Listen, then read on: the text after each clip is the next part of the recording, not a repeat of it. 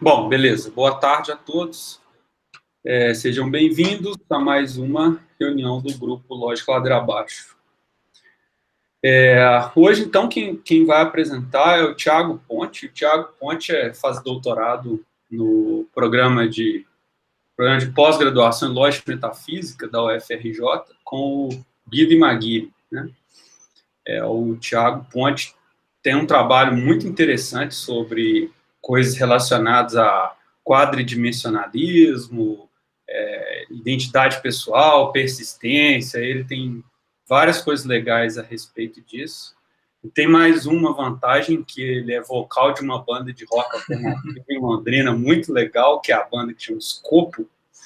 E vocês vão ter, além do benefício de uma palestra bacana sobre metafísica e lógica, também uma voz boa para apresentar. Uma voz não cansa. Eu sei. É isso aí. Seja bem-vindo ao grupo e fica à vontade. Você faz do jeito que você achar melhor. Qualquer coisa, estamos aí. Valeu, Ponte. Beleza, bom, queria agradecer o convite, né, do Guilherme e do pessoal do grupo de lógica. O que eu planejei, né, falar nessa tarde, eu dividi mais ou menos em dois momentos, assim. No primeiro momento, como eu sei que tem bastante gente da graduação também, e esses assuntos de metafísica acabam que não são tão discutidos, né, no Brasil ainda. Então, no primeiro momento, eu vou fazer meio que uma apresentação do problema da persistência, né, ou identidade ao longo do tempo. E aí, no segundo momento, aí eu passo para, vamos dizer assim, meio que o objetivo da apresentação, que é tentar mostrar como a adoção de certas noções incomuns de partes podem ser úteis, né, na resolução de certos problemas filosóficos. Eu digo aqui, eu separei aqui as noções de partes temporais, partes abstratas e partes modais. Particularmente, tenho estudado muito a noção de parte abstrata na minha tese, né? A estrutura da minha apresentação vai ser mais ou menos isso. Nesses três primeiros momentos eu falo de persistência, né, dessas dois tipos de teses que discutem o problema da persistência, que é o endurantismo e o pedurantismo, e aí depois eu vou dedicar uma sessão a cada uma dessas partes que eu havia mencionado, né. Então vamos lá. Vou começar entendendo qual é o problema, né, o que está em jogo.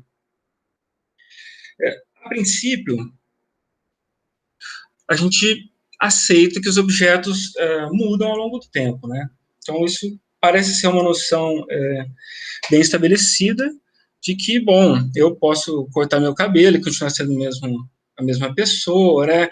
Minha guitarra, eu posso trocar as cordas da minha guitarra, ela vai continuar sendo a mesma guitarra, a despeito dessas mudanças que ela pode sofrer ao longo do tempo, né? Mas, se a gente olhar com mais cuidado, parece haver uma incompatibilidade entre duas teses, né? A primeira é essa, simplesmente os objetos sofrem alterações de propriedades ou partes ao longo do tempo. E a segunda tese que a gente gostaria de aceitar, que entra em conflito com isso, é a lei de Leibniz, né? Eu botei ali que, de maneira informal, pode ser entendido como a ideia de que dois objetos são idênticos sem somente ser eles possuem as mesmas propriedades ou partes. Essa é a parte da lei de Leibniz que interessa para a gente, né? Quer dizer assim, parece que quando a gente está falando de identidade, a gente quer preservar essa ideia de que as propriedades que esse objeto possui são importantes para a gente determinar qual é a identidade daquele objeto. E o mesmo acontece com as suas partes, né? Agora, se isso for verdade, bom, os objetos não poderiam trocar de partes, né? A cada nova mudança, a gente teria um novo objeto. Então, o problema da persistência, né, o que o teórico da persistência tem que tentar resolver é isso, é tentar arrumar um jeito de interpretar, né, essas nossas intuições sobre persistência sem que haja esse conflito. Aí, a gente tem duas famílias, vamos dizer assim, de teorias para tentar entender esse problema. A primeira é o chamado endurantismo, ou em alguns textos também é tida como tridimensionalismo. E essa família de teoria, ela tenta resolver esse conflito, assumindo que os objetos estão completamente presentes em cada instante de sua existência e multilocalizados no tempo. Ou seja, se eu existo, né, se eu persisto, digamos, de um tempo T1 até o tempo T5, imaginando que T1, T2, T3, T4, T5 são os únicos instantes que existem nesse intervalo, então, se eu sou endurantista, eu vou ter que assumir que esse objeto ele está completo em cada instante. Então, em T2, é o objeto completamente que está em T2. E, além disso, ele está multilocalizado, quer dizer assim, um mesmo objeto é capaz de estar localizado em mais de um instante. Bom, a teoria oposta a isso, o endurantismo ou tetradimensionalismo, defende que os objetos são agregados de partes temporais. O que é isso? Eu vou falar com mais detalhes um pouco mais para frente, mas, por hora, a ideia é o seguinte, além de partes espaciais, né, então, além da minha mão, além do meu braço, da minha perna, eu teria também partes temporais. Né? Então, eu aqui agora sou uma parte temporal minha, e eu, quando eu era criança, digamos, seria uma outra parte temporal, e o objeto, na verdade, né, o ponte, quando você se refere à minha pessoa, na verdade você está se referindo a um conjunto de todas essas partes temporais. Botei aqui alguns nomes, né, desse debate, do ponto de vista do pedurantismo. Os principais nomes, assim, os mais clássicos, né, você tem o Lewis, o Sider, a Christie Hollen, o Heller, e já do lado do endurantismo você tem o Van Wagen, você tem a Sarah Haslinger, a Judith Thompson e o Chisholm, são os principais nomes, né, mas tem muita coisa acontecendo agora, né, na verdade.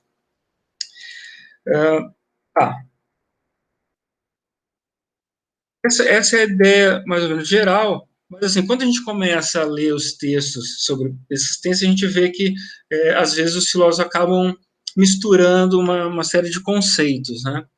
Então, a gente pode entender que existem pelo menos 3 abordagens do problema da persistência, né? Cada uma, no fundo, cada abordagem dessa está discutindo um problema específico em relação à persistência, né?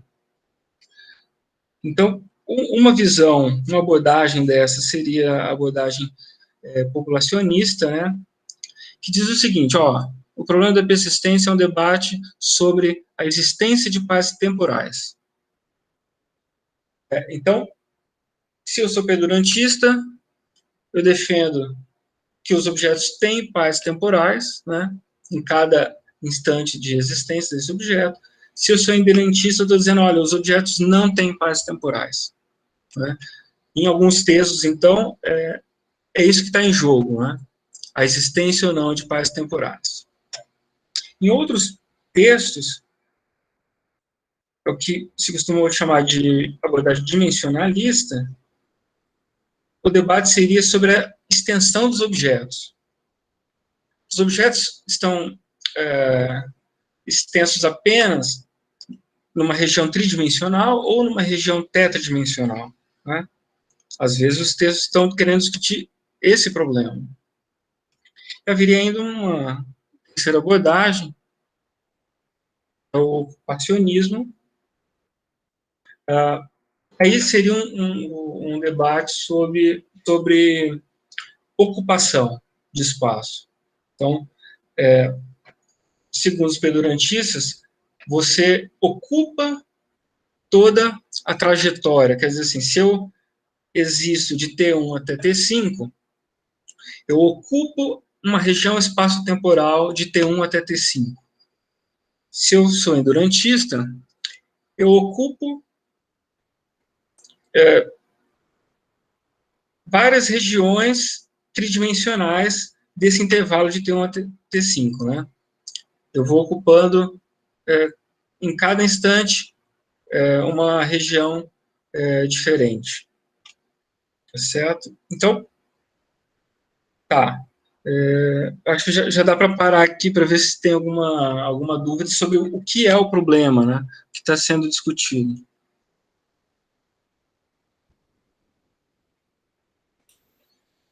Ô, Ponte, tem uma terceira opção em relação ao perdurantismo, endurantismo, que é o aduracionismo, não é um negócio assim? É assim, ó, tipo, na verdade, eu não coloquei aqui, eu coloquei uns 3 tipos de endurantismo.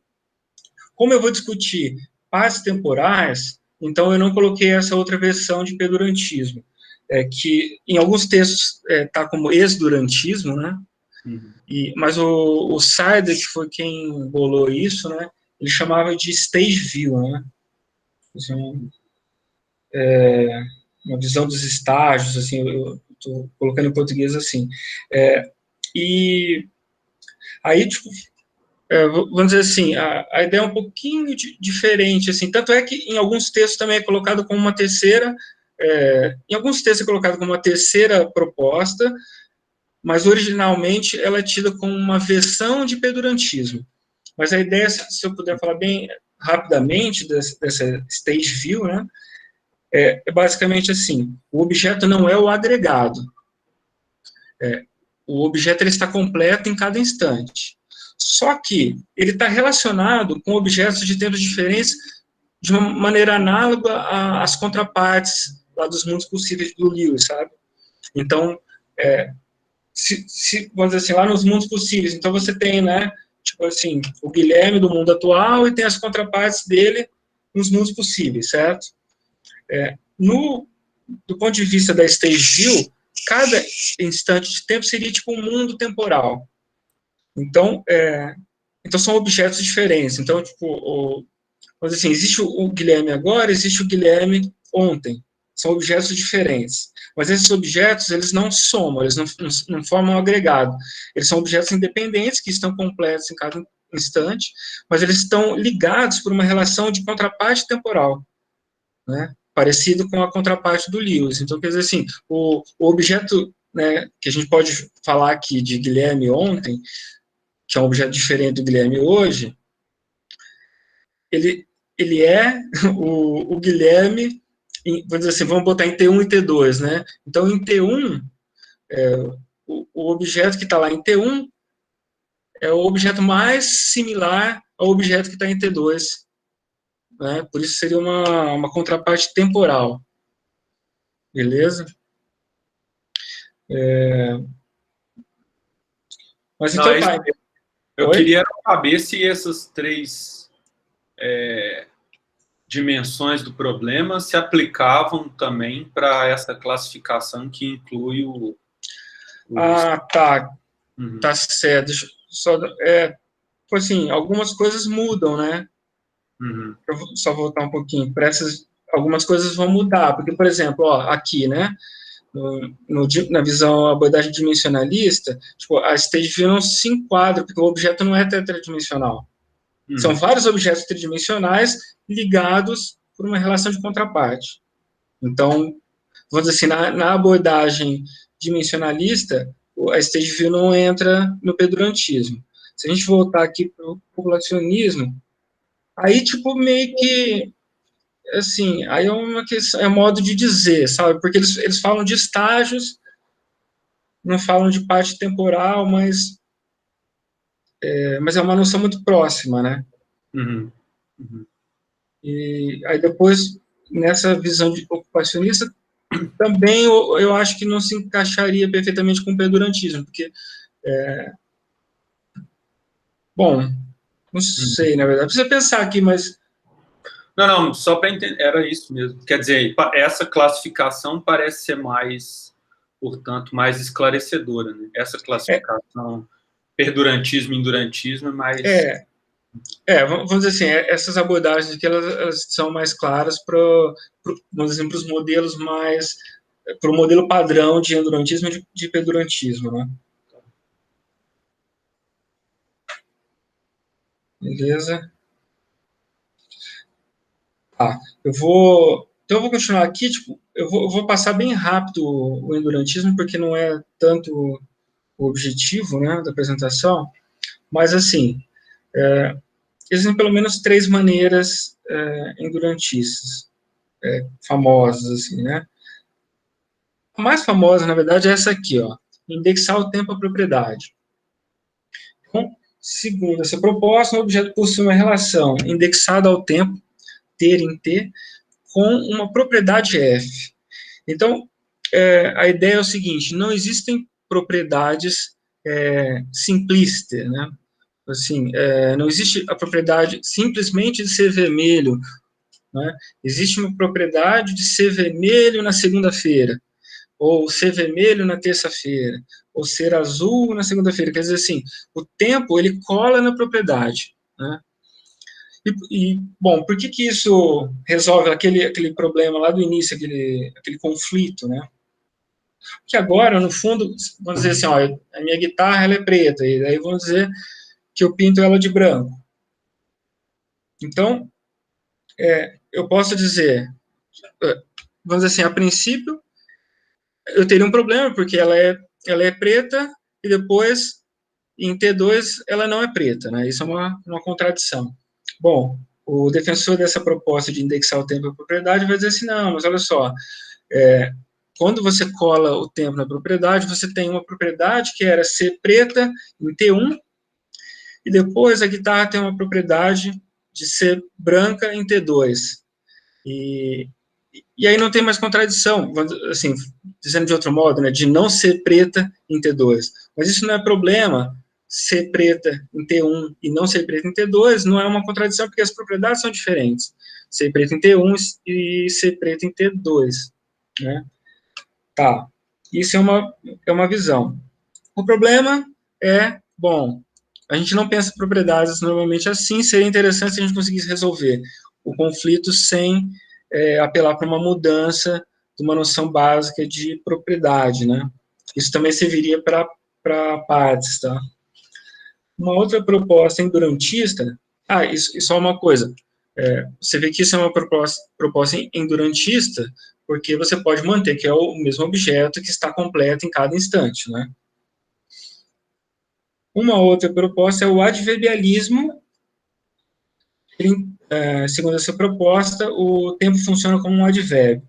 Então, é muito parecido com a primeira proposta, a ideia de que a forma com que você tem a propriedade ela é alterada com o tempo. Então, a minha guitarra teria a propriedade de ser preta ao modo de T1, e não teria a propriedade de ser preta ao modo de T2. Né?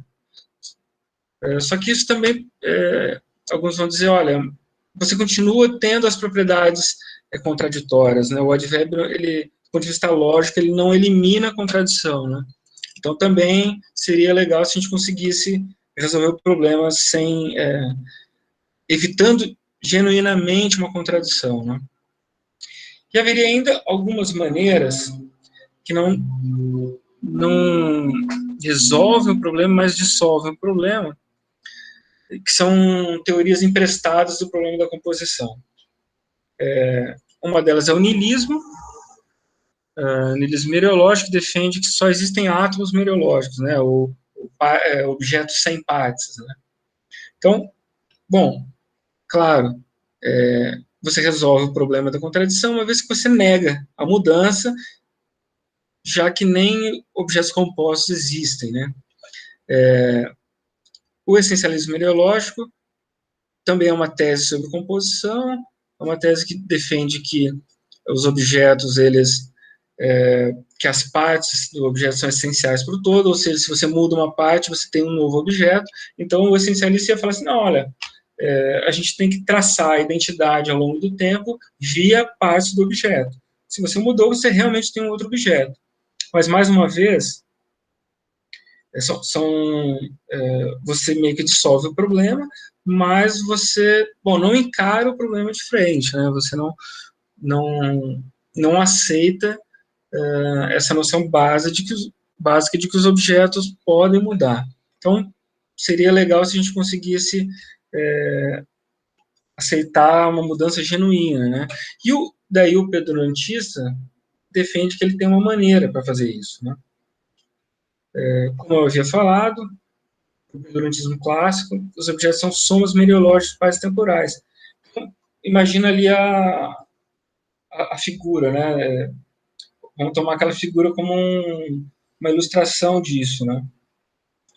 De acordo com o pedantismo, as partes que supostamente mudariam, né, e que nos dariam uma contradição, um conflito com a lei de Leibniz, elas não são partes de um mesmo objeto, né?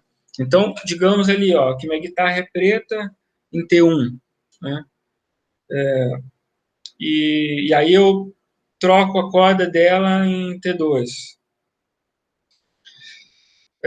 O que estava lá em jogo no início é dizer, olha, bom, mudou uma parte da guitarra, ela já não tem mais essa corda, a gente entrou em conflito com a lei de Leibniz. O pedantista ele vai falar, não, olha só, são partes temporais diferentes do objeto. Né? O objeto mesmo, a guitarra, é a soma disso tudo. Então, no fundo, você não teve um objeto que perdeu a corda, né, ao longo do tempo. Você tinha um objeto, que era uma parte temporal, que tinha corda, e depois um objeto que deixou de ter corda. É mais ou menos, dá para fazer uma analogia com as partes espaciais, quer dizer assim, você não empresta as propriedades das suas partes, né, para o todo. Né? Então, se eu tenho uma mão grande, isso não significa que eu sou grande, como um todo, né? É mais ou menos isso que acontece aqui. Então, é uma maneira, assim, bastante elegante de resolver o problema, né? Você apela para essas chamadas partes temporais, você meio que ainda aceita que propriedades são aquilo que a gente está acostumado a entender, e você evita uma contradição de maneira genuína, né? E você também não evita, você continua aceitando que existem objetos compostos, né? Então você tem uma série de vantagens, e o que eu vou apresentar na sequência também, mostra que, além disso, você tem uma série de vantagens em relação a outros debates filosóficos, né? Tá tudo bem até aqui?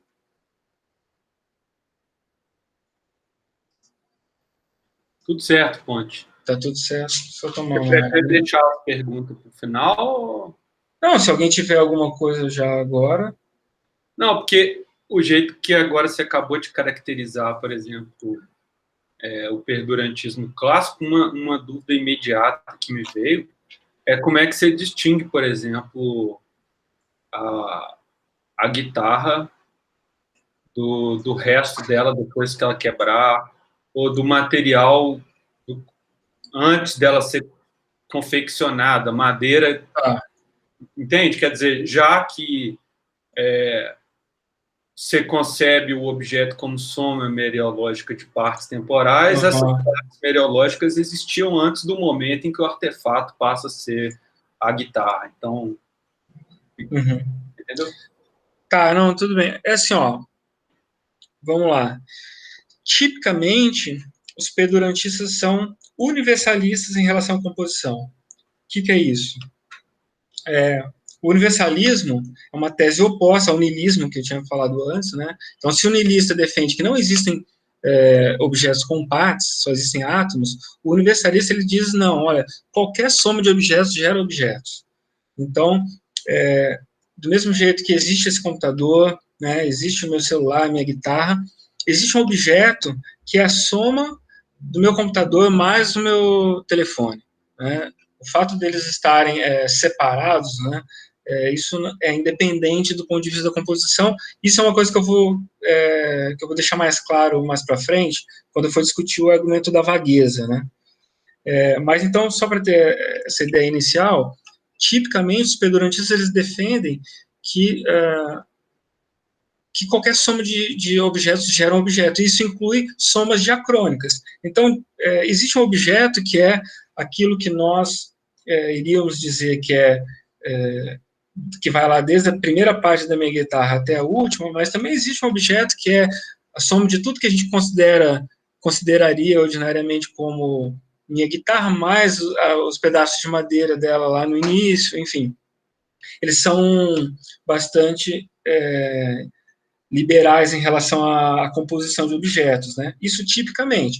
Agora, se você quiser ter critérios, daí, vamos dizer assim, isso é um problema à parte. Na minha concepção, eu tenho alguns debates, às vezes, com o pessoal lá do Rio, né, em relação a isso. O que eu defendo é que isso é um problema separado, isso é um problema de composição, de critério de composição. Então, por exemplo, às vezes o pessoal que estuda identidade pessoal vai dizer assim, olha, existe uma continuidade mental, sei lá. Isso é um critério de composição, né? Então, tipo, vamos dizer assim, as moléculas, sei lá, né, tipo, do meu organismo lá depois que eu for cremado, sei lá, eles não têm essa continuidade mental. Então, só que isso, tipo assim, para o pedurantista, na minha concepção, isso é um problema adicional, quer dizer, um problema sobre composição. O que o pedurantista está dizendo aqui é simplesmente, olha, dado o seu critério de composição, os objetos são agregados de partes temporais. Tá certo? Não, beleza, entendi. Não, problema separado, convencido. Então tá. Então, eu passo agora. Deixa eu ver, cara. Tá. Eu passo agora para algumas motivações que você tem para aí sim para adotar essa noção de partes temporais, né? Quer dizer assim, essa já é uma delas, né? Bom, resolver o problema, aquele conflito da persistência da lei de Leibniz com a mudança, né? Mas aí, daí começa o debate, porque assim, no fundo, tanto o endurantismo como o pedurantismo conseguem explicar a mudança, né, ao seu modo. Então agora começa assim, bom, olha, tá, mas o meu tem algumas vantagens adicionais, né? Uma delas, que é bastante discutida, é o paradoxo da coincidência, né? Os paradoxos da coincidência são paradoxos que, em algum momento, você vai ter que aceitar uma coisa esquisita, que é de que dois objetos estão localizados numa mesma região espaço-temporal, né? Um exemplo bem famoso disso é o da estátua e da argila. A historinha funciona mais ou menos assim. Então, imagina que, né, tem um artista lá, aí ele pega uma porção de argila, e aí você imagina que ele pega essa porção de argila e sem tirar nenhuma parte ou colocar qualquer parte, simplesmente ele moldando essa porção de argila, ele dá a forma de uma estátua. Então, vamos dizer assim, ó, que em T1 ele pegou essa porção de argila e em T2 a gente tem essa forma de estátua. Então, bom, a princípio, a gente teria uma estátua, o surgimento de uma estátua em T2. Né?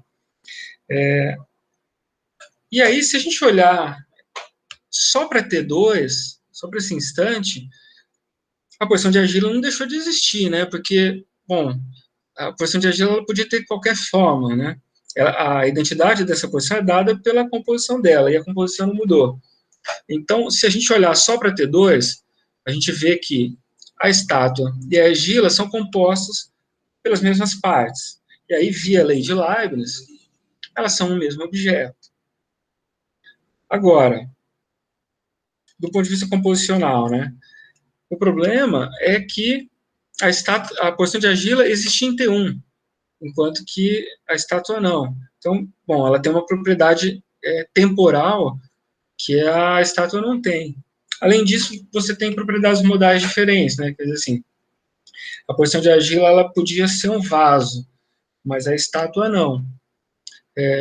Isso nos leva a acreditar que a posição de argila é um objeto diferente da estátua. E aí a gente tem uma espécie de paradoxo aí, né?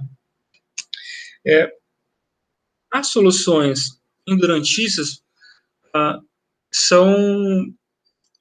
são tão eficazes para resolver o problema, né? Uma delas é simplesmente aceitar a coincidência. Então, mais uma vez, não encarar o problema de frente, né? É simplesmente dizer, olha, é isso mesmo, tipo, a gente estava errado em tomar como um princípio básico de que dois objetos não podem estar localizados numa mesma região e aceitar isso, aceitar a coincidência. É claro que, bom, isso pode ser sim uma solução, mas, bom, se a gente está tentando resolver o problema, seria legal que a gente arrumasse uma maneira que a gente preservasse o princípio, né? E aí as outras formas são baseadas naquelas teorias da composição que dissolvem o problema da persistência, né? O essencialismo e o niilismo. Então, o essencialista vai olhar para esse caso da estátua e vai dizer assim, bom, no fundo, eu tomo a identidade do objeto pelas partes. Se não teve nenhuma mudança de partes, a gente só tem um objeto, sempre teve só um objeto. Mudar a forma não surge, você dá a forma para aquela argila, não faz surgir uma estátua, né? O que faria surgir ou deixar de existir um objeto é você tirar ou incluir partes, né? Você pegar uma outra porção de argila e colar nessa, enfim. Aí sim você teria uma mudança de objeto. De acordo com o niilismo, você também não teria esse problema da estátua da argila, porque nem mesmo existem estátuas e porções de argila, né? Só existem átomos meteorológicos. Mas, mais uma vez, você tem que negar a existência de objetos ou negar a possibilidade de mudança para dar conta desse paradoxo. Oi? Tiago, eu só queria tirar uma dúvida. Oi. Se eu colocar a noção de que uma estátua ela poderia ser um objeto abstrato, ela não ocuparia um lugar no espaço-tempo. Como que é? Se eu pudesse dizer que uma estátua, ao invés de ser um objeto físico, a estátua é um objeto abstrato, que ela assim não ocupa um lugar no espaço-tempo, ela seria uma posição essencialista? Assim, segura um pouquinho, porque tipo, essa é basicamente a minha proposta para o problema, né? Então, tipo assim, mas eu diria, o que eu vou defender mais para frente é que os objetos, em geral, são agregados de entidades temporalmente abstratas, né? Não sei se é exatamente a mesma forma com que você está entendendo a estátua como uma entidade abstrata, né? Mas essa vai ser mais ou menos a minha proposta para o problema. Entender tanto a questão de argila como a estátua como um agregado de entidade temporal e vai rolar ali, por exemplo, em T2, uma sobreposição de partes concretas. Né? Mas eu vou explicar melhor isso na sequência, e daí se você puder fazer essa pergunta de novo, ver se é por aí, pode ser? Tranquilo, pode sim. Valeu. Então tá. Que a gente vê se a gente está falando a mesma coisa, né? A proposta durantista vai falar de sobreposição, né? Então, o que eles vão defender, né? Eles vão defender que, tipo, o objeto que está... Eu botei aqui, eu tenho falado T1 e T2, né? Mas aqui está T estrela.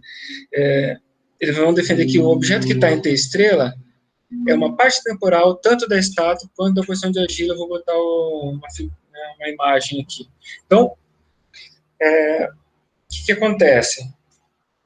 A porção de argila é uma entidade tetradimensional para o pedurantista. a estátua também. Aqui está bem simplificado, né? Tipo assim, do jeito que está ali, está como se a estátua fosse uma entidade tridimensional, né? Mas, a rigor, né, supondo que a estátua também teria uma persistência, então, a estátua é um objeto tetradimensional e a posição de argila também é.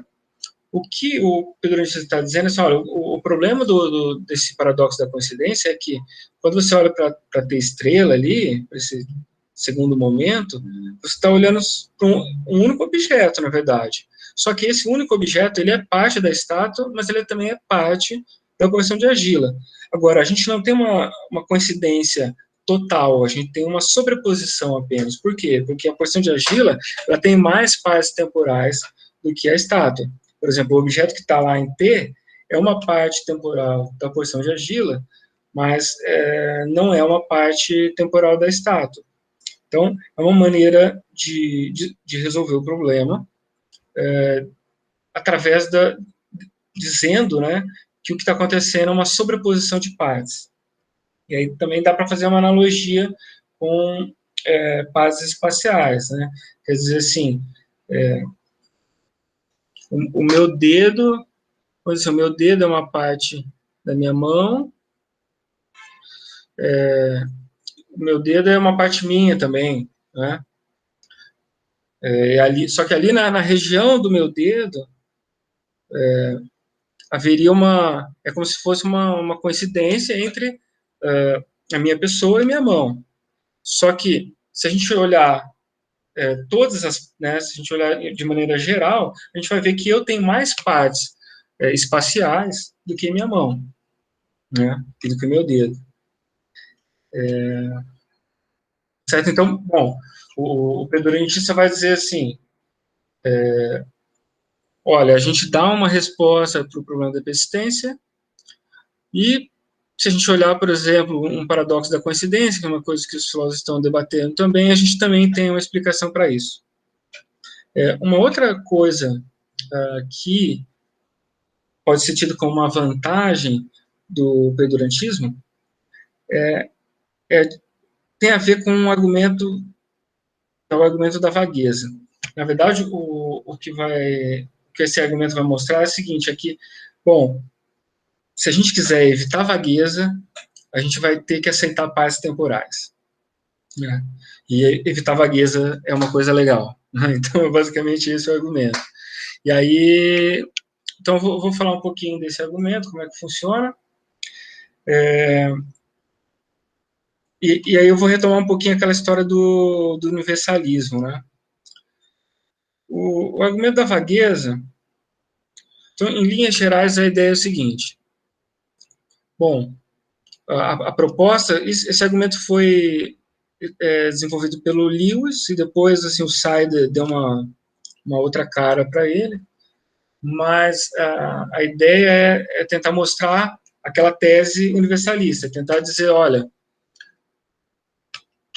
qualquer soma de objetos forma um objeto. É para isso que serve, esse é o intuito desse argumento, né? O argumento começa mais ou menos assim. A primeira premissa está dizendo assim, bom, se não é o caso que toda classe tem uma fusão, ou seja, se o universalismo é falso, né? Então deve haver um par de casos conectados por uma série contínua, tal que em um a composição ocorre, mas em outro a composição não ocorre. Ou seja, é para aquilo que o Guilherme estava falando. Então, você imagina, tá, minha guitarra. Então, tipo, eu peguei e troquei a corda da minha guitarra. Então, esse é um conjunto de casos, né, C1 e C2, em que, bom, minha guitarra continua existindo, né, ou seja, não é o fato de eu trocar a corda que faz ela deixar de existir, né. De C1 para C2, então, são casos conectados nessa série em que a composição continua ocorrendo. Agora, imagina lá na frente que, bom, os pedaços da minha guitarra estão sendo usados lá para fazer uma fogueira, né? Então, lá, definitivamente, não existe guitarra, minha guitarra não existe, né? Agora, se isso é verdade, tem que haver, nesses casos, né, nessa série, até chegar lá na minha guitarra no que era a minha guitarra, né, e agora é uma fogueira. Então, partindo da minha guitarra, agora, até chegar lá na fogueira, vai ter uma série de casos de composição, um que você vai tirando, colocando coisas, vai ter que ter, em algum certo momento, em que a composição ocorre e agora a composição não ocorre mais. O que o Sider vai dizer é o seguinte, ó, nenhuma série desse tipo tem um corte preciso de composição. E outra coisa, em qualquer caso de composição, ou a composição definitivamente ocorre, ou definitivamente não ocorre. E aí a conclusão dele é: o universalismo é verdadeiro. Né? Aqui, a conclusão é dada desse jeito porque, por outros motivos, ele já rejeitou o niilismo e o essencialismo ideológico. Né? Mas, a rigor, o niilismo também poderia resolver esse problema, uma vez que, para o niilista, nem objetos existem, né? Não existem objetos compostos. Mas, enfim, então, esse é um argumento da vagueza a favor do universalismo. Mas o Sider vai para frente ainda, e ele estabelece uma versão temporalizada desse argumento. Né? Vou traduzir isso aqui.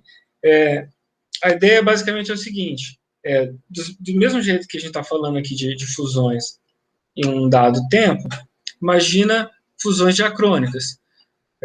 Será que existe um objeto que é a soma do meu computador agora, mais a minha guitarra lá na loja quando eu comprei?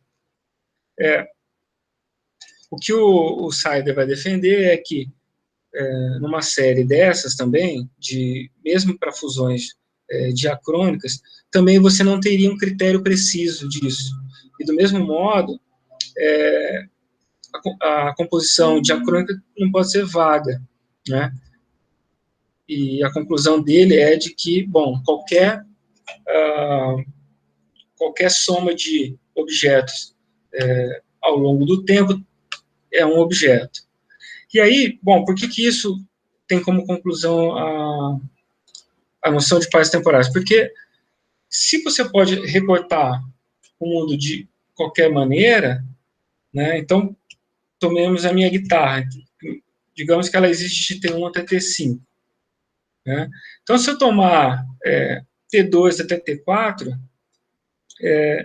isso é um objeto genuíno, porque se eu não tomar como objeto genuíno aquele objeto que compreende os períodos de T2 até T4, melhor dizendo, eu poderia entrar numa vagueza da composição.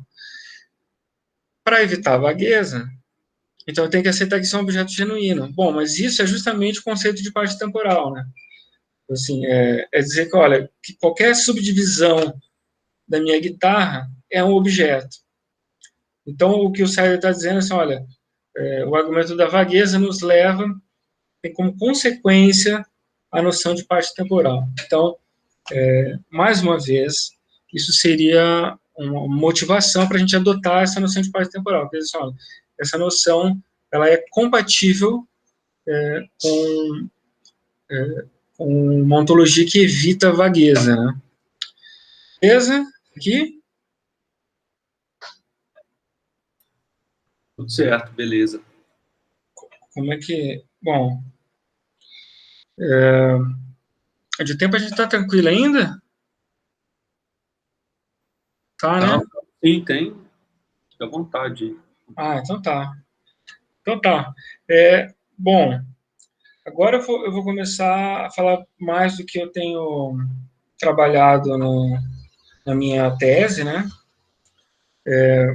Que é essa noção de partes abstratas.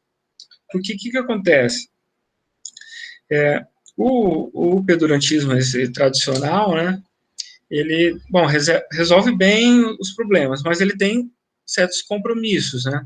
Além desse compromisso com o universalismo, ele tem um compromisso com uma teoria da filosofia do tempo, que é o eternalismo. Né? Só que, bom, o eternalismo pode ser falso. E aí a minha estratégia, assim, é isso que eu tenho trabalhado, é tentar criar uma teoria do tempo, uma teoria da persistência, que ela seja neutro bastante para poder transitar por qualquer teoria do tempo. Então, vou começar falando um pouquinho do que são essas teorias do tempo dentro da metafísica, né? A gente tem 3 principais teorias. Uma delas é essa que eu falei, é o eternalismo. Segundo o eternalismo, os tempos passados, presentes e futuros existem, né? Então, não há uma diferença ontológica entre o presente, o passado e o futuro.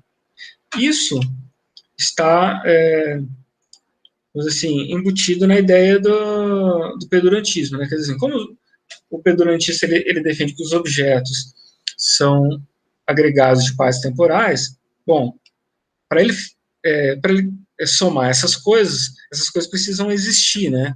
Então, as partes passadas e futuras precisam ter um estatuto ontológico igual à parte presente, né? Tem até uma tentativa de fazer um pedurantismo presentismo, mas eu acho que esse é o grande problema, o que você vai somar, né? Você só tem os objetos do presente para somar. Então, a rigor, o pedurantista é eternalista. Mas isso pode ser isso pode ser falso ou até pode ser contingente, né? Quer dizer assim, pode ser pode ser o caso que existem mundos possíveis eternalistas e mundos possíveis não eternalistas. Então, você tem outras propostas, por exemplo, o presentismo, que defende que apenas o presente existe. Essa parece ser até uma noção mais senso comum, né? Mas assim, o eternalismo parece ser uma ideia mais próxima da relatividade, né, do que, vamos dizer assim, da nossa melhor ciência, né? O presentismo parece ser uma noção mais próxima do nosso senso comum, né?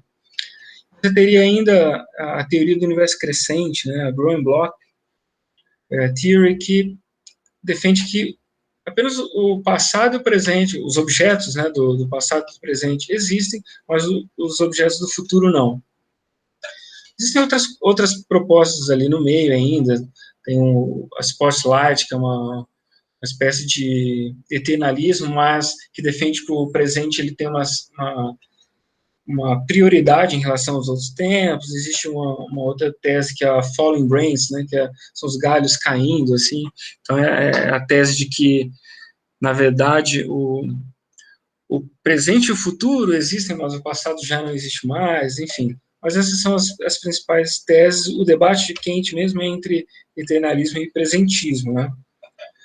Então, o que eu estou querendo na minha tese? É uma proposta de persistente que seja neutra em relação a essas teorias da metafísica, da metafísica do tempo. Que é aquilo que eu chamei de teoria das partes abstratas. Então, de acordo com essa teoria, assim, eu assumo 3 teses, vamos dizer assim. A primeira delas é que os objetos são agregados de partes temporalmente abstratas. Então, o que são essas partes temporalmente abstratas? São entidades que são concretas em alguns instantes e abstratas em outros. Isso aqui, eu me espelhei numa noção do Linsky e do Zalta, que é a noção de objetos contingentemente não concretos. Então, o que eles defendem lá é que objetos, interpretar objetos possíveis como entidades contingentemente não concretas, ou seja, tipo, aquilo que está no mundo atual, em mundos possíveis diferentes do mundo atual, são objetos abstratos. Mas isso muda. Se você tivesse num outro mundo possível, lá as coisas daquele mundo seriam concretas e o mundo atual para aquela pessoa que está naquele mundo seriam entidades abstratas, né? No fundo, então esse contingentemente não concreto é uma espécie de terceiro estatuto ontológico, né? Ele não é nem abstrato, nem concreto. Ele é essa coisa híbrida, né? E eu empresto essa noção para o tempo, faço muito parecido com aquilo que eu falei lá da Stage View, né? E, então, eu tomo os objetos mais básicos, né? Como sendo dessa categoria. Então, ou a minha guitarra, vamos dizer assim, minha guitarra sendo um agregado dessas partes temporalmente abstratas. Conforme, aí que tá, de acordo com a noção de tempo, isso vai mudar. Então, a tese 2 é a seguinte: os objetos estão completamente presentes em cada instante, em contextos presentistas. Isso aqui é uma tese endurantista, né? Então, o que eu estou dizendo é o seguinte, olha, apesar dos meus objetos, né, serem agregados de partes temporalmente abstratas, em mundos presentistas, os objetos estão completos, do mesmo jeito que estão para o endurantista. Uma outra tese necessária para a gente aceitar essa teoria que eu estou propondo é de que em contextos não eternalistas, aí, não só presentistas, mas também growing block, né, você tem que os objetos estão multilocalizados, ou seja, os objetos eles não estão confinados numa região espaço-temporal. Eu vou mostrar aqui uma imagem disso num contexto presentista para ilustrar. Então, se a gente tivesse um mundo presentista, o que ia acontecer? Os objetos, vamos supor, só olha para T1 agora. Se a gente olhar só para T1, o objeto ele está completamente presente em T1. Só que uma parte dele é concreta e duas partes dele são abstratas. Então, ele está completamente presente, do mesmo modo que o endurantista ia defender, mas ele tem uma estrutura conceitual muito parecida com o pedurantismo, né? As propriedades dos objetos, elas estão coladas em cada parte, né? Se eu digo que minha guitarra é preta, então ela é uma propriedade daquela parte concreta, que está lá, P1, né? Digamos que eu pinto ela de branca e em T2 ela vai estar branca. Na verdade, você vai ter uma outra parte ali, que em T1 é uma parte abstrata, né? É ela que tem essa propriedade branca, e em T2, se a gente olhar lá só para T2, é ela que vai estar concreta, né? Aqui, é importante deixar clara essa noção de existência, né? Lá no meu trabalho, eu boto duas noções de existência, uma mais frouxa e uma mais estrita. Do ponto de vista frouxo, eu defendo que, em um certo sentido, entidades temporais, entidades abstratas podem ter uma localização temporal, ainda que não tenha uma localização espacial, né? Então, a gente estava falando lá da estátua, né? Então, isso não chega a ser um absurdo, né? Defender uma localização de entidades abstratas, porque obras de arte, por exemplo, são tidas como entidades abstratas, né? O padrão é dizer que são entidades abstratas até, com localização temporal, porque elas têm um início, né? Elas começam a existir num determinado tempo, né? Enfim, isso é no sentido amplo, mas assim, ó, se você não tiver satisfeito com isso, achar que é muita mudança, né, na ontologia, aceitar que uma entidade abstrata pode ter uma localização, mesmo que não seja espacial, que seja temporal, eu diria que o objeto ele está completo ainda, porque ele não tem nenhuma parte em T1 que não esteja em T1, quer dizer assim, as partes P2 e P3 não possuem localização, nessa visão mais estrita de existência e de localização, enfim, e a parte P1 tem essa localização, Então, eu ainda poderia dizer que ele está completo em T1, porque ele não tem nenhuma parte que não está localizada em T1, certo? E aí, a minha ideia de mudança é essa ideia que está representada por essa figura. Então, é como se um blocão de entidades temporalmente abstratas estivesse sempre completo em cada instante, né? Mas o estatuto ontológico das partes desse objeto vão mudando ao longo do tempo. Então, em T1 é P1 que está concreto, em T2 P2, em T3 P3, né? E a mudança ela é entendida como uma mudança justamente no estatuto ontológico das partes do objeto, né? Tá. Por que eu tô falando? Oi. Só uma dúvida. Eu não sei se é porque eu fiquei com o negócio dos alta na cabeça que você falou, dados contingentemente não concretas, mas nesse cenário que você estava ilustrando aí agora, T2 é um... T2 e T3, por exemplo, seriam mundos possíveis? Não, seriam... Assim, isso é bom, eu acabei não falando assim de maneira mais rigorosa. O legal é dizer assim, ó, são partes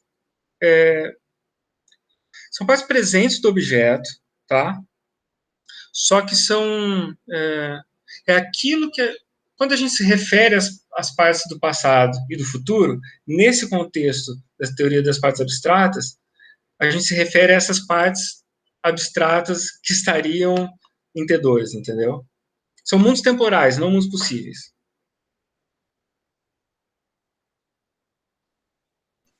Thiago, oi? deixa eu fazer a pergunta aqui, senão eu vou perder.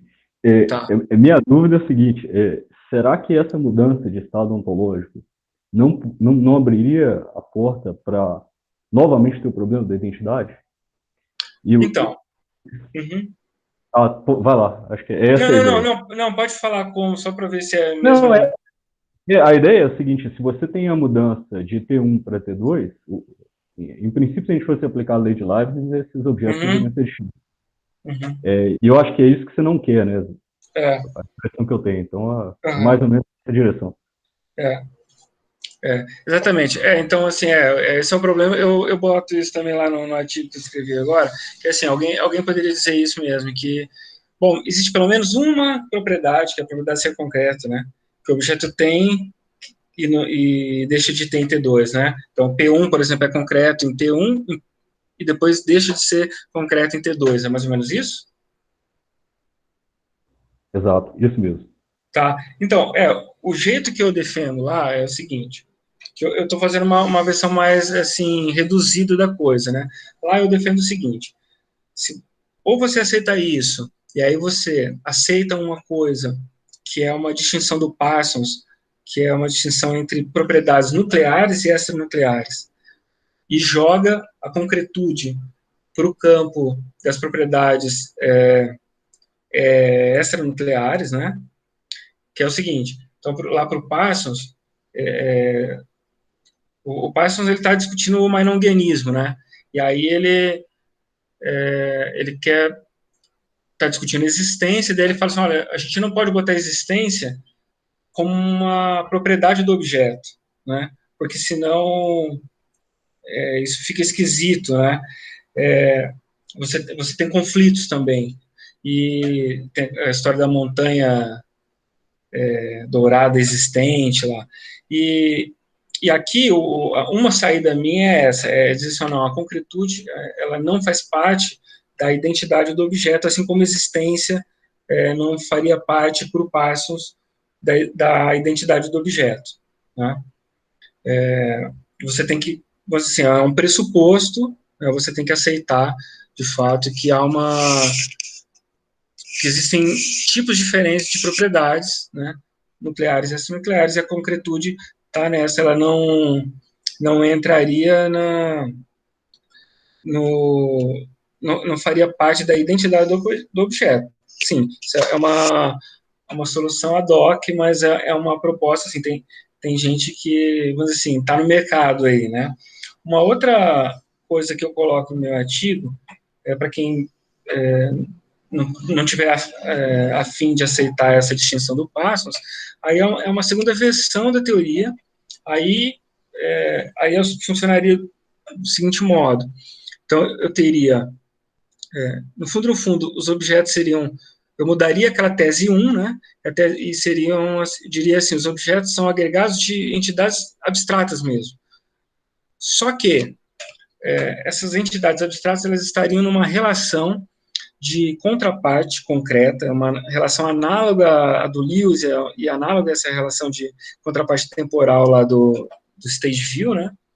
Mas agora seria uma relação de contraparte concreto com objetos do mundo concreto. Então, vamos dizer assim, você teria objetos, vamos dizer assim, é muito parecido com o atualismo tradicional, né? Então, você teria o mundo concreto como se fosse um mundo atual, né, na discussão da modalidade, e aí você teria os objetos como essas entidades puramente abstratas. Só que conforme o tempo vai passando, então você imagina ali que T1 é tudo abstrato, tudo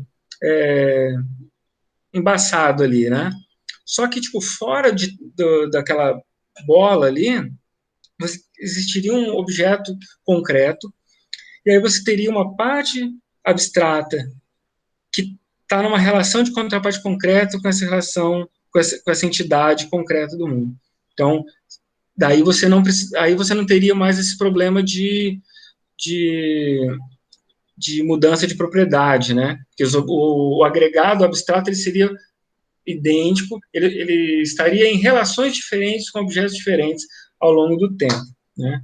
Isso é uma teoria, vamos dizer assim, que ela incha, né, a ontologia, obviamente, mas aquela coisa. O meu objetivo aqui é traçar alternativas para o pedurantismo em mundos não eternalistas, né? Até isso é uma coisa de se colocar aqui. A minha proposta, ela não exclui o pedurantismo, né? Então, por princípio, né, o objeto ele ser agregado dessa parte temporalmente abstrata, que ela é concreta em alguns termos e abstrata em outros. Se o mundo for eternalista, bom, o passado, presente e futuro é concreto. E aí, todas essas partes temporalmente abstratas do objeto, vamos dizer assim, estarão concretas, né? Então, o mundo vai funcionar do mesmo jeito que funciona para o pedurantismo, né? Beleza? Perfeito, obrigado, viu? Tá. Então tá. Deixa eu ver por que eu estou falando isso já. Então tá. Então, o meu ponto inicial aqui é dizer, vamos dizer assim, em casos não eternalistas, voltando para aquele problema da coincidência, o eternalista não teria uma solução, mesmo porque para ele traçar a distinção entre a porção de argila e a estátua, ele precisa das partes temporais da porção de argila que estão em tempos passados, né? Então, vamos dizer assim, assumindo partes abstratas, a gente consegue uma solução para o problema da coincidência análoga ao pedurantismo em contextos não eternalistas, né? Se você olhar para a imagem aqui, agora a gente tem uma sobreposição, mais uma vez, só que agora se no caso do pedurantismo era uma sobreposição de parte temporal, agora aqui é uma sobreposição de parte concreta. Então, se você olhar só para ter estrela ali, é tudo que existe, né? Ainda assim, a porção de argila é um objeto diferente da estátua. Por quê? Porque a porção de argila ela tem uma parte temporal, uma parte abstrata, que a estátua não tem, que é P, tá certo? Então, assumir partes abstratas, eu defendo, né, ajuda a gente a entender como que funcionaria a persistência em contextos não eternalistas e ia dar uma solução para o paradoxo da coincidência de maneira análoga ao pedurantismo em contextos não eternalistas. E eu não botei aqui, mas também resolve o problema da vagueza, né? Também seria uma proposta imune à vagueza, né? Em contextos não eternalistas, mais uma vez. Beleza? Tá. Aí, eu passo agora aqui para a parte final da minha apresentação, que é a noção de pares modais, né? Bom, eu vou retomar um pouquinho, deixar um pouquinho mais clara essa noção de coincidência, porque, assim, tem um texto do Gilman, de 2007, que ele coloca assim, olha, tem esse paradoxo da coincidência, mas a gente conseguiria elaborar outras maneiras ainda de surgir esse paradoxo da coincidência, né? E depois desse artigo do Gilman, acaba que meio que a discussão sobre coincidência ela é travada na terminologia do Gilman, né? Então eu vou só, se ainda alguma coisa não ficou clara dessa discussão, eu vou apresentar do jeito que ele coloca lá bonitinho, e aí eu vou botar um problema adicional para o pedurantista, e a ideia vai ser essa, vai ser assim, ó, já, né, contando o final da história, vai ser assim, aceitar pares modais vai ajudar a resolver o problema que aparece para o pedurantista, tá? Vamos lá. Uma noção que aparece bastante lá na discussão sobre coincidência é a noção de localização. Então, uma região do espaço R é uma localização de um objeto O apenas no caso em que O ocupa exatamente R, tá? Essa vai ser a nossa noção de localização a partir daqui. Região S vai designar o seguinte conceito. Uma região do espaço R é uma região S de um objeto O se R corresponde àquilo que nós pensaríamos ordinariamente como a localização espacial de O em algum instante na carreira de O. Então, você imagina que eu existo de T1 a T5, né? Agora é T4, né? Senão eu vou deixar de existir logo. Então, agora é T4. Então, a região S é a região exata que eu ocupo em T4, né? E aí, a gente tem o conceito de trajetória. Uma região do espaço R é uma trajetória de um objeto O, apenas no caso em que R é a união das regiões que O ocupa. Então, se eu existo de T1 até T5, em cada instante eu vou ocupar uma região S, né? E a união dessas regiões S vai ser minha trajetória. Então, o endurantista, ele diz, olha, os objetos ocupam apenas a região S, né? Eles estão multilocalizados e em cada instante ele ocupa de maneira completa uma determinada região S, e o pedurantista vai dizer, não, ele ocupa a trajetória, né? Aí, tendo em vista essa terminologia, o Lewis o Gilman vai colocar três situações de coincidência. A situação A é aquela que a gente já estava trabalhando até aqui, né? A da estátua e da argila. Então, dois objetos materiais numericamente distintos, eles compartilham uma mesma região S, que é lá em T2, né, ou T estrela, eles estão ocupando uma mesma região S, mas eles têm trajetórias diferentes, né? A situação C eu não vou discutir aqui, ela envolve viagem no tempo, o cara pega uma molécula e vai jogando para o passado, e depois surge uma pessoa que é composta apenas pela aquela molécula que foi viajando no tempo e tal. Vamos deixar isso de lado por enquanto. Agora, a situação do tipo B ali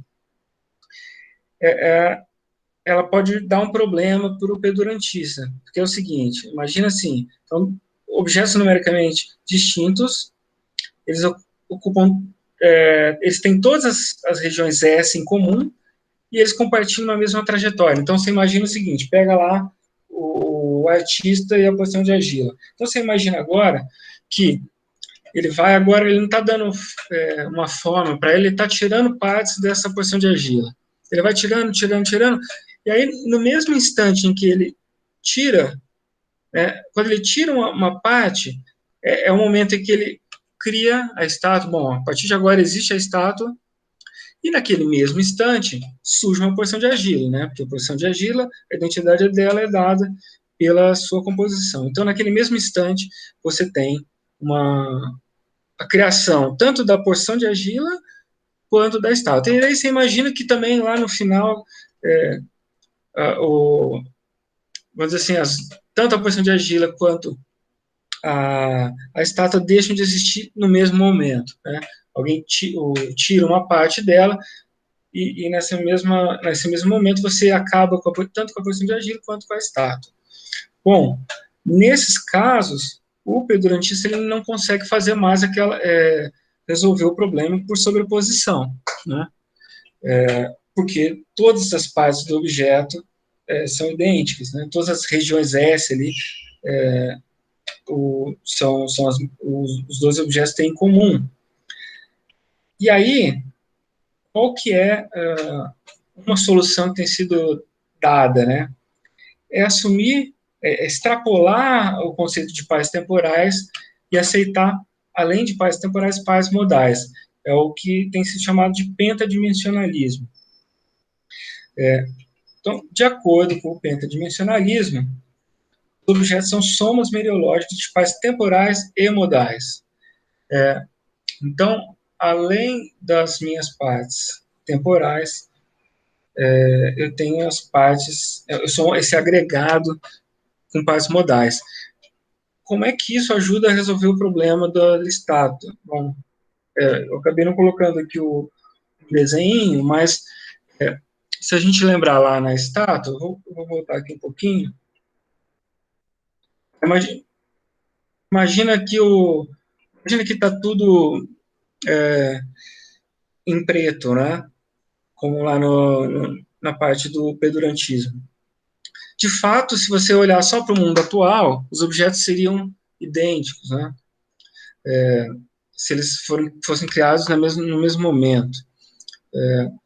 Acontece que a porção de argila, ela tem, por exemplo, pares modais que a estátua não tem. A porção de argila poderia ser, como eu havia dito lá no começo, um vaso. Então, o defensor do pentadimensionalismo vai dizer assim, olha, existe um vaso concreto em um mundo possível. Esse vaso concreto é uma parte temporal, é uma parte modal da porção de argila, mas não é parte modal da estátua. Então, agora esse pedurantismo turbinado, vamos dizer assim, ele continua resolvendo o problema via sobreposição de partes, né?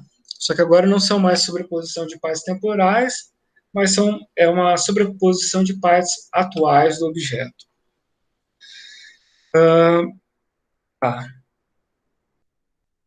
A ideia é a seguinte, bom, aceite pares modais, você tem uma solução para o problema da coincidência. Eu agora estou fechando mesmo a apresentação,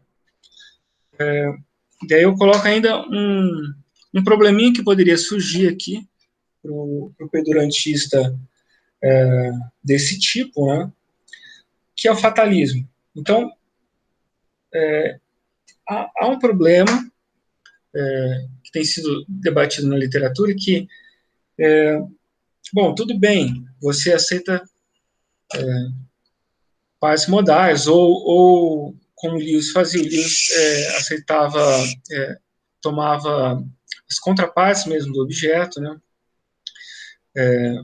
para determinar assim, essa distinção entre, por exemplo, corpo e em mente, né, na discussão sobre o materialismo, o Lewis apela para contrapartes do objeto. Ele fala assim, olha, minhas moléculas têm contrapartes em outros mundos possíveis que eu não tenho, e vice-versa, sei lá. Bom, mas aí alguém poderia dizer assim, mas assim, ainda tem um problema que é uma espécie de, vamos dizer assim, os objetos tetradimensionais, eles são imutáveis, né? Assim, as partes temporais, elas são essenciais para a identidade do objeto, né? Quer dizer assim, se eu tiro uma parte temporal da minha guitarra, ela deixa de ser a mesma guitarra, porque a identidade é dada pelas partes temporais, né? Então, assim, o pedurantismo, alguns defendem, né, que os objetos são imutáveis, mesmo com essa escapada aí de aceitar partes modais, né? E aí, tipo, o que eu defendo, né, na minha tese? Uma forma de tentar trazer de volta essa, ou seja, assim, evitar o fatalismo, né, é adotar uma teoria das partes abstratas turbinada, aí com partes temporalmente abstratas e partes modais abstratas, né? E aí, nesse sentido, você teria um objeto em que esse agregado de partes temporalmente, um agregado com partes temporais temporalmente abstratas e partes modais abstratas, e a parte presente continua sendo a parte concreta. Agora, qual que é a diferença, né, de explicação da mudança? Nesse caso, como eu havia falado, a mudança é interpretada como uma mudança do estatuto ontológico. No caso do pedurantismo, como o futuro já é concreto, então você já sabe, aquele bloco imutável, né? No meu caso, no caso da teoria das partes abstratas, você tem, conforme o tempo vai passando, novas partes vão se tornando concretas e vão deixando de ser concretas, né? Agora, enquanto essas partes não são concretas, você não consegue determinar se elas são meramente modais ou são partes temporalmente abstratas, né? Partes que vão se tornar concretas em algum instante. Então, com isso, eu acredito que eu consigo dar uma interpretação mais, vamos dizer assim, mais satisfatória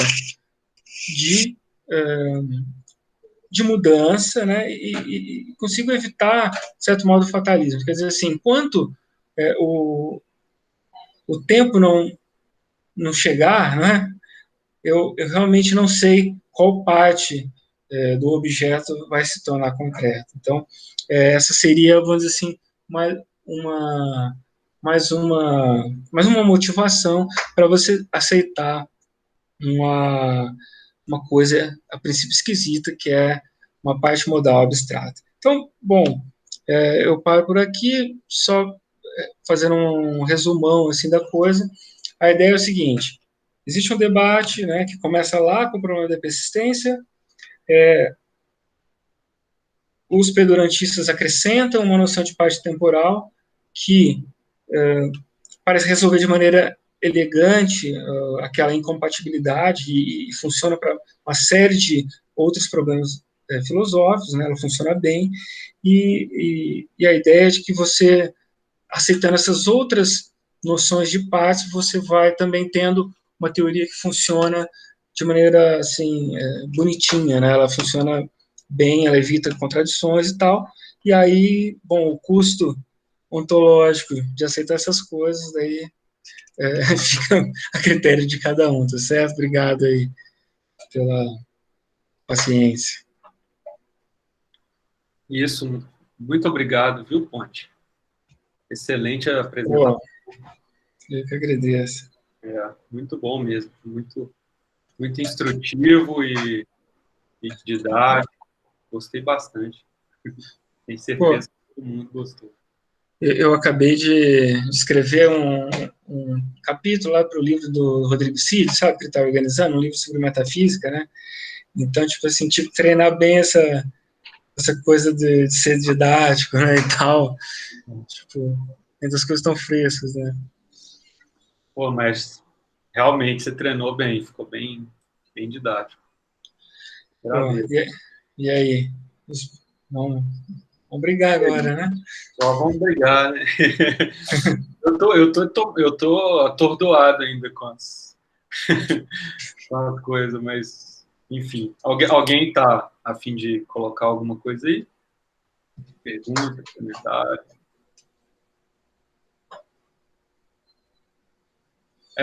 Um negócio que eu fiquei inicialmente intrigado, assim, quer dizer, entre várias coisas que eu ainda estou tentando entender, né, assim, mas se essa ideia de objetos como agregados de partes temporalmente abstratas, você tem que acomodar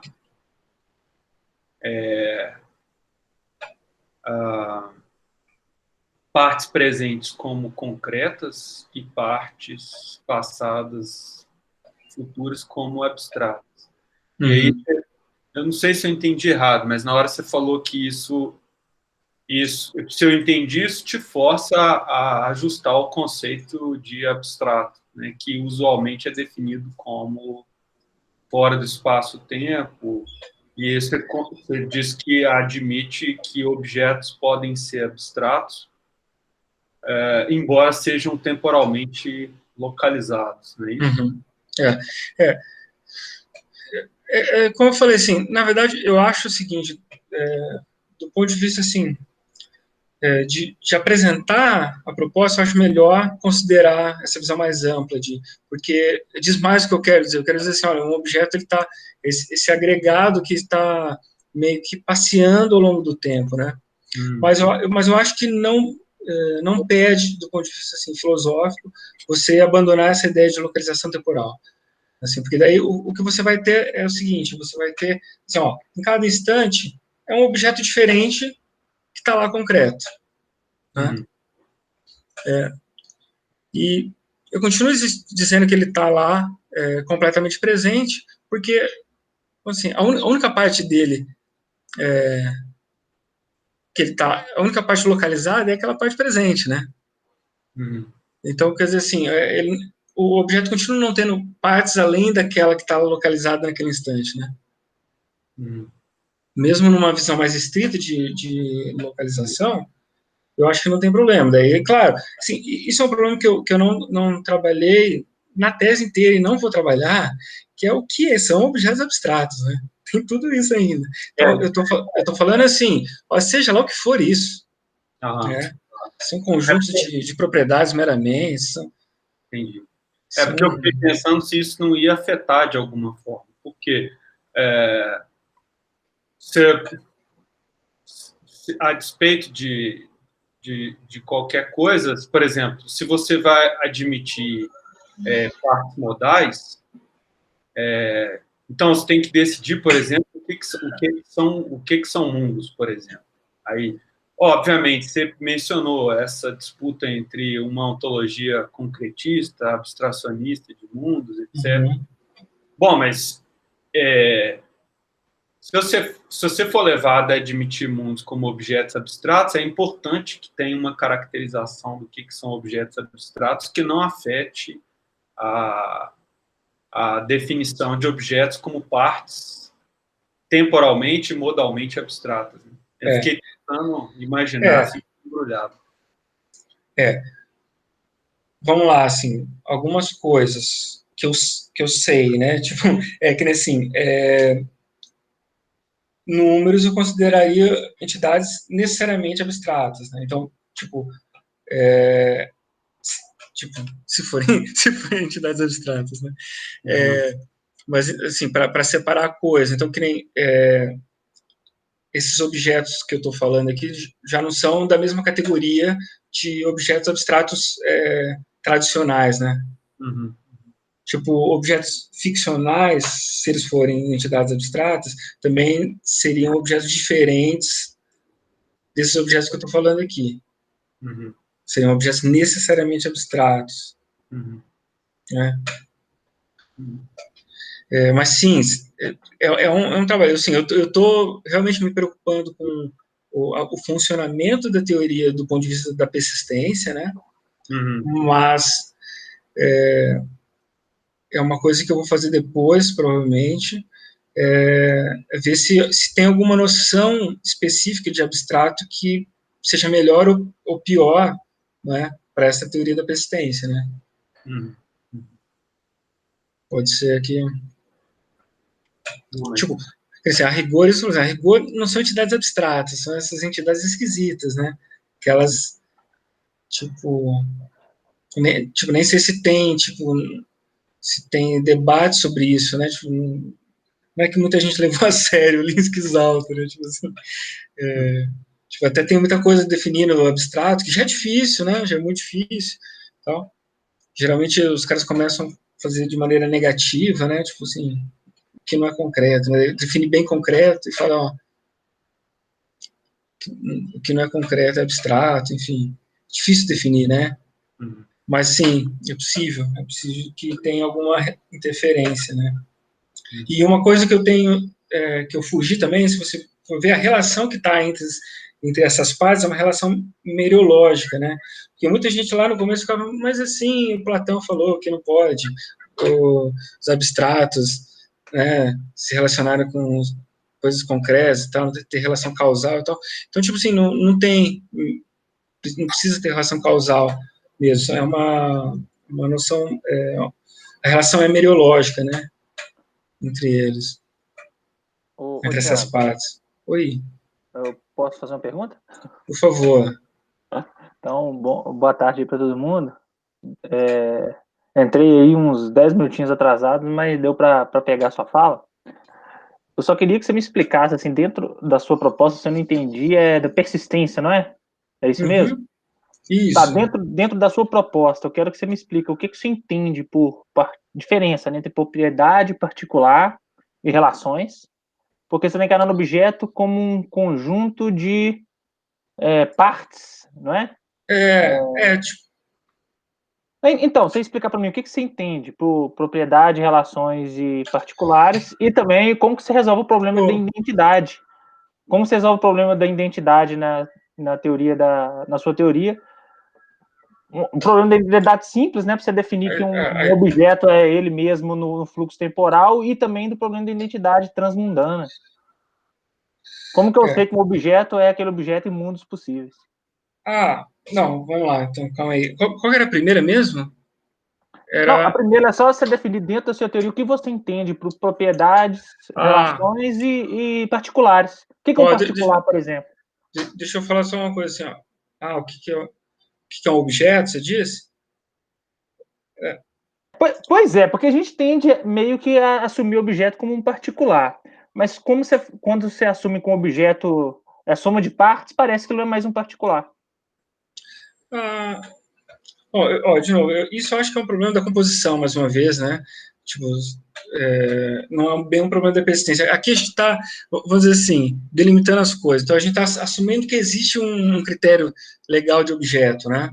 Tipo, então, de fato, se você for lá para o problema da composição, não sei se tem critérios. Eu tendo até por hora, eu sou universalista. Eu realmente acho que não tem critério de identidade. Existem objetos que a gente trata, vamos dizer assim, a gente toma cerveja com eles e outros não, né? Daí a gente tende a privilegiar esses, mas no fundo, eu acho que não tem um critério claro de composição, não. Agora, uma coisa que eu queria falar em relação a propriedades e relações é o seguinte: falando de persistência, o problema, se você for colocar bem, assim, de maneira mais rigorosa, assim, o problema é o que o Lewis chama de temporários intrínsecos, né? Então, a gente tá falando de propriedades, assim, sei lá, ser alto, tipo, quer dizer, ser alto não, tipo, a gente tá falando de, tipo assim, ser vermelho, né? Tipo, coisas, tipo, vamos dizer assim, que não dependem teoricamente, né? Depende também da maneira que você entende isso, mas assim, são coisas que não dependem de outros objetos. Seriam coisas intrínsecas daquele objeto. Essa que é a ideia, tipo assim, do problema como um todo, né? Você quer entender como é que o objeto pode sofrer alterações em coisas intrínsecas, né? E, tá, aí, depois você perguntou sobre como é que eu resolvo na minha proposta o problema da identidade, né? Daí a identidade temporal mesmo, né? A persistência. Ok, pode ser. Como É resolver esse problema igualzinho. e também da identidade transmudana, já que você aceita partes modais na persistência. Assim, ó, vamos lá, a identidade ao longo do tempo, bom, de novo, é dado pelas partes, tudo funciona igualzinho para o pedurantismo. Quer dizer assim, você é a soma dessas partes, né? No meu caso, ao invés de partes temporais, são partes temporalmente abstratas, né? Vamos dizer assim, se você quiser saber como é que eu resolvo o problema da persistência, bom, é a mesma forma que o pedurantismo faz. As propriedades eu atribuo as propriedades para cada parte temporalmente abstrata, né? Então, não é, de novo, a guitarra lá, que é preta e agora é branca, né? Então, não existe um objeto que era preto e agora é branco, né? São partes diferentes. A única diferença para o pedurantismo é de que agora, no meu caso, esse estatuto ontológico vai mudando. Mas, assim, se você perguntar assim, o que é a identidade do objeto, a identidade é a soma dessas partes temporalmente abstratas. Aí, claro, você pode olhar o que são cada uma dessas partes. Daí eu falei assim, bom, eu não estou entrando nesse assunto, tipo assim, no caso, tipo, assim, eu tenho uma noção meio que, tipo assim, eu tendo a tratar como sendo uma espécie de conjunto de propriedades, né? Que ora, tipo, se concretizam e ora não. Mas se só, tipo assim, é meu jeito de falar. Eu realmente não entrei nesse assunto. Tá? Bom, daí se você agregar partes modais, você cola essas partes modais na identidade do objeto. Ele vai ficando cada vez mais grandão, né, o objeto. Assim, vamos dizer assim, pro endurantista padrão, o objeto é só aquilo que você está olhando, aquilo que está na sua frente. Né? Por isso, tipo assim, é atrativo. Só que daí você tem uma série de problemas que o endurantismo não consegue resolver. Então, daí os caras começam a acrescentar as coisas. Então, coloca partes temporais. Então, agora o objeto já não é mais aquele que você está olhando, mas além disso, são as partes futuras e passadas. E aí, se você continuar tendo problemas, né, lá, como naquela situação B de coincidência, é uma motivação para você aceitar, além disso, partes modais. E aí o objeto, isso tudo entra na identidade do objeto. Você tem esse grande agregado, né? E no meu caso, a coisa funciona do mesmo jeito. A única mudança é o estatuto ontológico das partes. A teoria funciona igual. E aí, essa mudança no estatuto ontológico das partes, eu acredito, me faz ser flexível em relação a teorias do tempo. Né? Então, se o mundo for eternalista, o mundo funciona exatamente igual o pedurantismo falou que funciona. Então, a gente não tem problema com isso. Agora, se não for o caso, o mundo funciona mais parecido com aquelas outras figuras que eu mostrei, né? E tem um lado também que isso me permite uma espécie de redução. Quer dizer assim, se eu tiver bons motivos para defender uma ou outra teoria do tempo, eu posso imediatamente mostrar como é que funciona a persistência, né? Tipo, a solução vem direta. Não, tranquilo. Valeu. Beleza. Obrigado. Ô, Ponte, para tratar os casos de identidade pessoal, a sua sugestão seria exatamente a mesma, acrescentando alguma coisa de tipo critério de continuidade psicológica, tipo assim, um agregado de partes temporais e modais abstratas, R relacionadas, onde R é uma relação de continuidade psicológica, alguma coisa assim? Então, exatamente a minha posição é aquela. É assim, no fundo, o problema da persistência da identidade pessoal uma conjunção entre o problema da composição e o problema da persistência. Então, né? Mas... E ainda tem claro, daí tem um agravante. O funil ainda é menor porque você tem, aí sim, só do ponto de vista da composição, você tem motivos para tratar pessoas, né, como coisas diferentes de artefatos, né, do ponto de vista da composição. Mas eu diria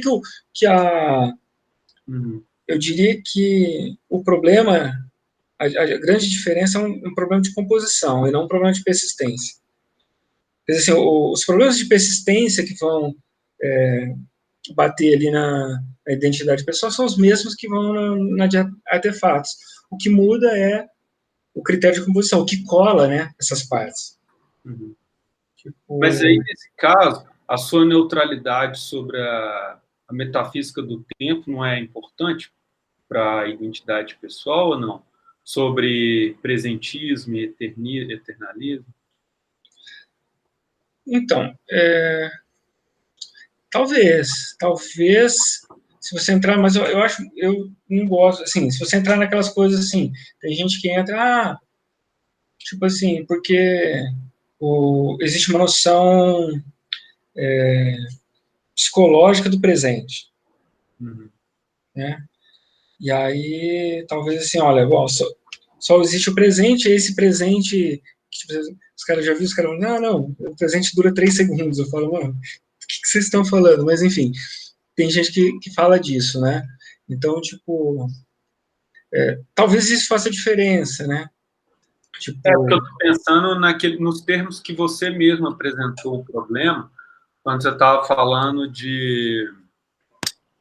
Eu não lembro agora, foi um dos casos que você falou que o problema, nesse caso aí, seria explicar o que são os relatos, né? Se partes concretas, se presente, por exemplo, se a teoria presentista estiver correta, a continuidade psicológica seria entre partes concretas. Entende? Entendo. Parece ser uma relação de coisas que existem com coisas que não existem. Então, mas mais uma vez, isso não é um problema de persistência, isso é um problema do presentismo. É um problema de traçar um critério de cola num contexto presentista, né? E isso daí tem que olhar lá nos problemas clássicos de presentismo, né? Como é que... Porque o presentismo tem vários problemas. Tem problema de causalidade, né? Tipo, como é que funciona a ciência no presentismo também. Mas é tudo... Sim, se você for olhar, é tudo complicado também, porque a rigor, tipo assim, também... para você ter uma relação causal, você teria que... Quer dizer, assim... A própria causalidade é esquisita, né? Porque as coisas estão em tempos diferentes, assim, tipo... Quando uma causa outra, mas já não existe mais. São problemas... Eu acho, assim, são problemas... todo mundo tem que lidar com eles. Exatamente. E tipo, com certeza estão relacionados, né? São relacionados. Mas isso, de novo, isso é a minha impressão. Eu nunca... Eu acho que eu nem li, você quer saber, um texto de identidade pessoal. Acho que eu nunca li, assim, falando assim, olha, isso aqui é sobre identidade pessoal. Tipo, não cheguei lá ainda, sabe, assim. Mas pensando, simplesmente, assim, do que eu vejo, assim, do que ouvi de discussão, me parece que é uma questão sobre composição, sobre critério de composição.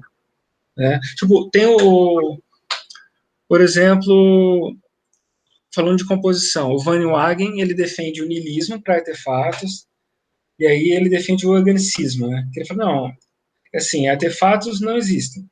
só átomos mereológicos. Só que, tipo, organismos existem. Aí ele vai falar que, por quê? Porque, por exemplo, tem uma dependência ontológica das partes em relação ao todo, assim, né? Tipo, coisas que, de repente, o artefato não tem. Você pode trocar um motor do carro de boa, mas, tipo, claro que tem transplante e tal, mas eu digo assim, você joga o seu coração lá, ele, tipo assim, ele deixa de existir porque ele já não está mais naquele, tipo assim, naquele todo, né? Por ele não fazer parte mais daquele todo, parece haver uma dependência aí. Então isso seria uma motivação para falar assim, não, ó, pera lá, quando a gente está falando de organismo é uma coisa diferente. Mas daí dá problema de vagueza, tipo assim, você tinha uma célula, vai tirando vários, quando é que deixa de ter um objeto composto ou não? É um inferno isso aí. Não, mas mesmo assim tá bem legal.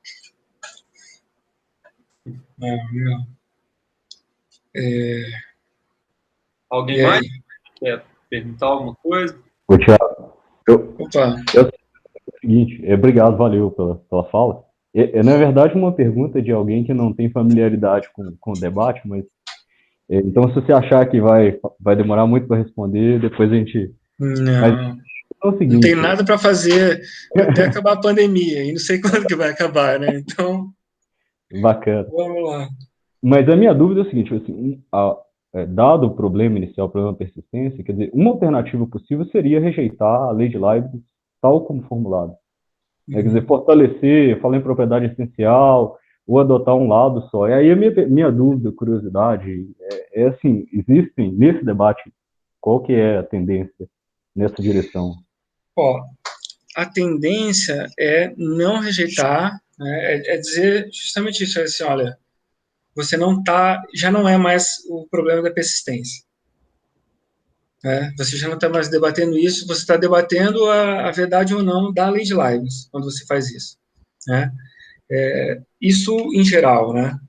Eu não vejo ninguém. Agora, eu sei, aqui no Brasil, o professor Décio Krause é um dos que trabalha a identidade ao longo do tempo justamente desse jeito, porque ele trabalha com mecânica quântica e tal. Então, ele defende, olha, não, isso aí é uma besteira no Leibniz que está errado. Né? Tipo, não tem identidade lá entre os objetos quânticos, tipo, sem essa identidade desse jeito. Então, assim, mas vamos botar naquela terminologia. Eu consideraria assim, dissolver o problema e não resolver. Né? É a mesma coisa do niilismo e do essencialismo ideológico. Assim, você diz, assim, olha só, o niilista, beleza, tipo assim, existe ainda persistência? Existe, por quê? Porque os átomos, se um átomo está lá, né, em T1 e depois ele está em T2, ele persistiu. Né? A mesma coisa no essencialismo. Se eu não troquei nenhuma parte do objeto, ele estava em T1, depois ele estava em T2. Beleza, então rola uma persistência, mas não rola mudança, né? Então, vamos dizer assim, o legal é você resolver o problema aceitando que existe mudança, aceitando que o Leibniz está certo ali, né? Esse é o legal. Se realmente você não tiver nenhuma teoria que resolve desse modo, aí você pode partir para essas coisas que seriam mais, mas assim, é um golpe muito mais básico, né? Assim, você jogar fora a lei de Leibniz é meio, assim, daí você tem que olhar tudo lá na matemática, como é que você vai fazer, sabe? Tipo assim. Eu fico sempre, isso aí já é pitáculo, eu fico sempre com essa impressão que assim, a lei de Leibniz foi importada assim, de um contexto super controlado, que é a matemática, para um contexto em que eventualmente não parece, quer dizer, critério de entidade tem que ser dado caso a caso, no contexto de um tipo de entidade. Sempre fico assim, com essa impressão que, quer dizer, tudo bem na matemática, faz sentido falar em lei de Leibniz, mas essa seria uma intuição que eu tenho. Mas, enfim. Não, eu concordo, sim, mas bom, mas eu entendo que assim, as regras do debate, pelo que você falou, as regras assim, vão nessa direção. Quer dizer, em princípio, obviamente, seria uma alternativa. Eu não sei, eu acho que alguns princípios lógicos, assim, tudo bem que eles estão muito bonitinhos lá, né, na lógica, na matemática, mas assim, mas eles também não estão, tipo, não, que, é difícil, aí, assim, aí entrar num campo que eu realmente não sei, mas, assim, é difícil saber, tipo, o quanto também a nossa matemática é do jeito que é, porque a gente se baseou nesses princípios, sabe, sei lá, tipo... Sim. E aí também tem uma coisa muito pessoal, assim, tipo, que é como eu vejo o trabalho metafísico, assim, para mim isso aqui é muito mais uma brincadeira, é um jogo de possibilidades, né, lógicas, do que de, assim, a gente não está tentando desvendar as verdades do mundo, sabe, na minha opinião, né, então, tipo, daí eu acho que, assim, tipo, bom, estou jogando futebol, alguém vira e fala assim, tá, mas assim, e se eu pegar com a mão, cara, eu não vou ter mais precisão para fazer o gol? Vai, só que, tipo assim, não é a regra do jogo, né? Sabe, tipo, o jogo é de outro jeito. Mas valeu, obrigado. Eu acho que, eu não vou saber reproduzir precisamente, não, mas eu já vi um argumento que poderia ser uma resposta assim, para o problema que o Henrique levantou, assim, apesar de concordar assim, com a ideia que o Henrique levantou, eu acho mesmo que eu também tenho essa impressão que o princípio de leis de Leibniz parece ser importado de um contexto muito diferente para os quais, nesse caso, onde dá problema e tal. Mas eu já vi um argumento, talvez você saiba reproduzir, se não souber, não tem galho, que é sobre o problema da mudança, que é mais em contexto de teorias metafísicas do tempo. Pensar que para ter tempo, para o tempo existir, tem que ter mudança. Então, um determinado objeto tem que ter uma propriedade em T1 e deixar de ter essa propriedade em T2. E toda explicação aparentemente não leibniziana disso tenta dissolver eliminando o cenário leibniziano da alternância de propriedades, parece não explicar, eliminar a explicação possível da mudança. Você, por exemplo, se você tenta fixar a indexação do tipo o objeto A é vermelho em 1 e é azul em 2, por exemplo. Né? A é vermelho em 1 e A não é vermelho em 2. Aí tem uma discussão do tipo, mas não é que o objeto tenha essencialmente mudado, é que, na verdade, é verdadeiro do objeto em T1 que ele é vermelho e é verdadeiro do objeto em T2 que ele não é vermelho. É verdadeiro em T1 que ele é vermelho, que ele não é vermelho em T2, né? Inclusive. Exato. Então, isso é uma outra discussão também que eu tenho lá, principalmente com o Ramon, né, lá do Rio. Não existem teorias não essencialistas de persistência. Não existe. O pedurantismo é uma teoria essencialista, quer dizer, assim, os objetos são né, tipo assim, aquela soma de quais temporais imutáveis. Essa proposta do Van Huygen de indexar o tempo à propriedade é isso, quer dizer, o objeto é aquele conjunto imutável de propriedades, né?